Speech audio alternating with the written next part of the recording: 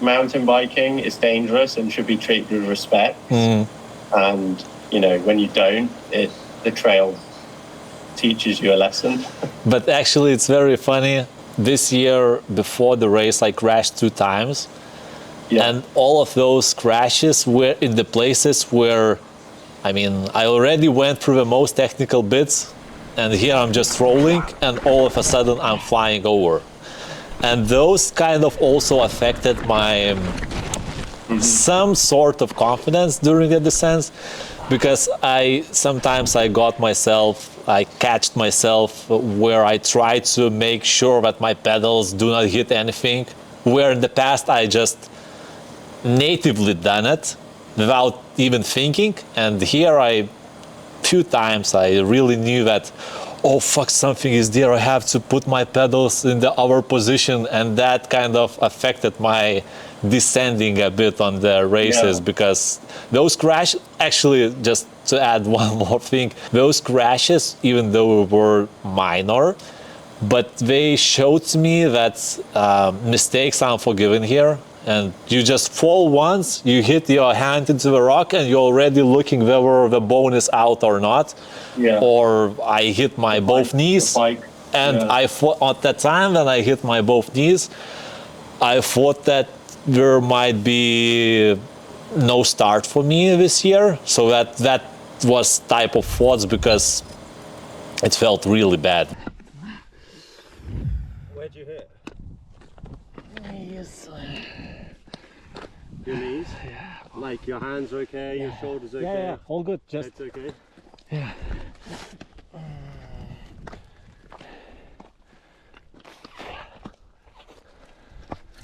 Let's see. I'm glad again.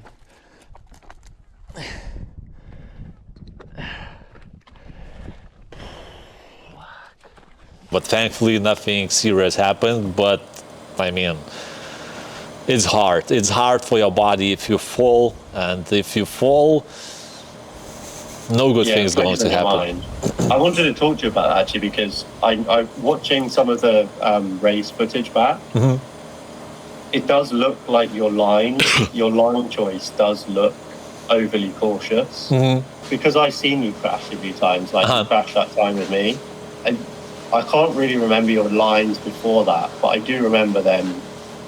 Sometimes it did seem like you were overly cautious on choosing lines, because you didn't want to get clipped by the bushes. You didn't want to touch the rock.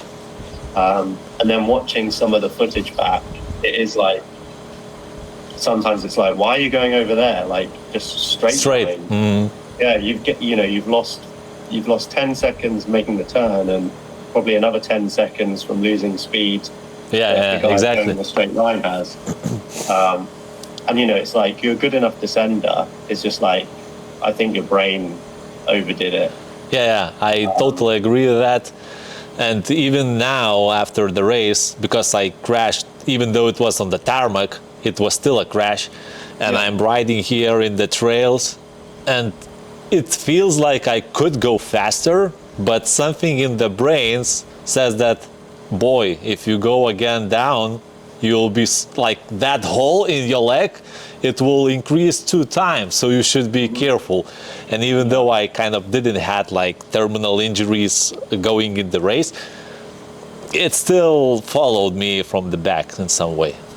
Yeah, but then to flip that on its head, the lines that you take, so clearly your strength is technical descending, going up, climbing. Technical climbs. Like, you are watching your videos, riding with you, and then looking at the times of the fastest guys. Like, you're not much, it's but you're as good as they are. That's funny is that during the race, when I got tired, like I said, I went like a horse, and it really felt in the legs as well, because in the past I could do the same section easier, like not with so much effort, while in the race it felt like I'm adding twice effort but not getting like the same result. So that was also daunting, but probably it's all the things, fatigue, and it was slippery. Slippery also added. Often your lines climbing are pretty good. Like you'll go through, like you choose lines when you're climbing that really technical stuff. Yeah. They're like clever lines. You have to do that because otherwise you will get stopped by some of those steps, you know. Yeah. So it's like, you know, you just need to take that to the descending.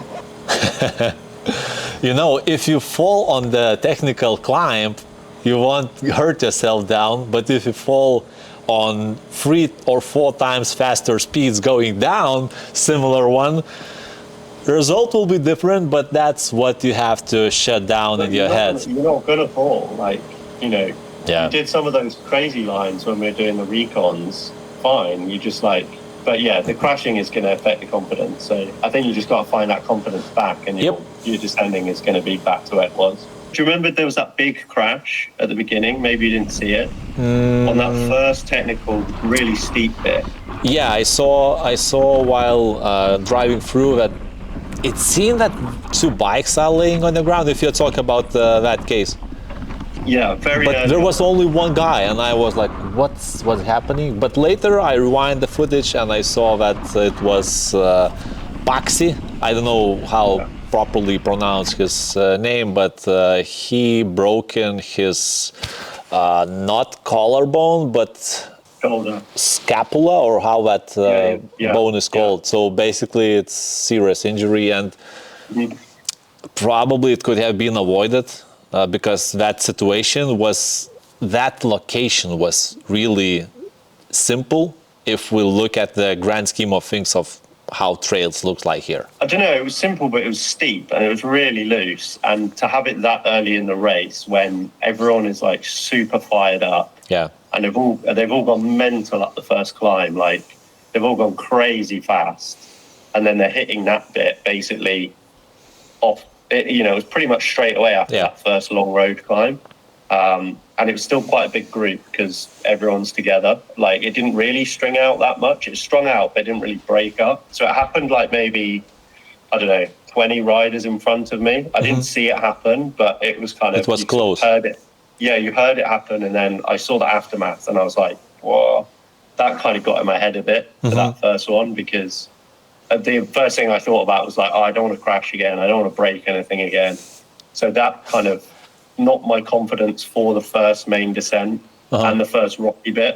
But then once I got off that, I was like, I'm still alive. I'm okay. This was fine. Once you go through the gates into the race, and you can overtake those slower guys easily, relatively easily, that kind of backfired at me.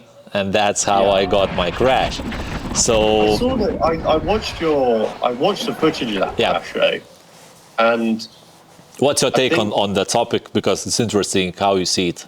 I think the guy in front of you just didn't know you were there, and he just sort of swung in front. And then, to me, it looked like a big gap. Like, I would have gone for that gap. You would have went through that? Yeah. I'd have gone to right through that gap. And the guy just like pulled left on you. But I think you should have just maybe let them know that you were there. So, and I would always shout, like, because also when you shout loudly, someone will... but they can move to both directions. You don't know which directions they are going to move. And that was kind of a sandwich, hamburger sandwich, where one was from one side, other was from the other. To me, it just looked like the guy on the right closed up on you. The guy on the left didn't really seem to do anything. But that's exactly the opposite which happened. So I've been in the center, the guy on the right been coasting downhill without pedaling. Like, when you see that happens in 600 meters from the start, you know that it's not the good guy to ride around. So I just kept pedaling. And then all of a sudden, the guy which was on the left close to the right without any purpose. Like, he didn't have any other rider in front. It was just a purposeful move to the side. But he did it at the time when we were parallel already. So maybe he was just looking elsewhere. I don't know why. The one on the left hit my handlebars. Probably his handlebars as well. And then my handlebars been touched. And the other on the right also at that time moved to the left. So I was just squeezed in between, and the handlebars just started shaking, and because I had no leverage to move to the right, it just flew me, and that was like sliding on the tarmac on left side for 2 seconds. Like I was feeling that my flesh is getting opened, so it was You're not... lucky that it was wet though. Yeah, because otherwise it would be burning meat, heat you meat take burning. A lot more skin off. Yeah, and what But again, happened?